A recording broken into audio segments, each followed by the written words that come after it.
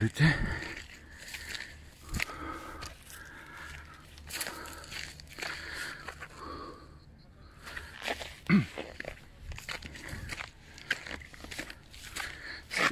Сега след обяд вече слънцето почти не е толкова силно. Макар че аз идвах преди малко. Ето и нещо. Аз го направих, но нямах телефон. Просто се върнах да го взема. И сега пак продължаваме нагоре. Не е много странно. Нормално вари са.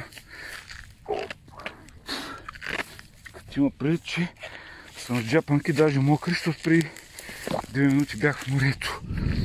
В морето бях. И набързо сега. Ще се изкачим на върха.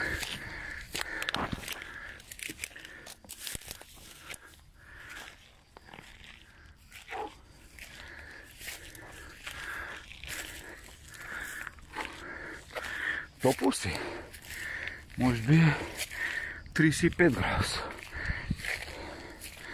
Скалите са напечени. Точно цял ден слънцето тук грее. Тук интересно стигаме до една камара, ломени камъни, което не е характерно. Странно. Ето ги.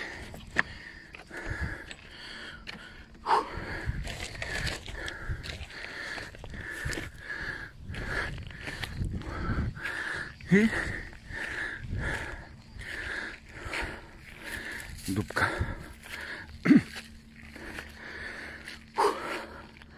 Изкопана е. Вижда се. Дупка в скалите.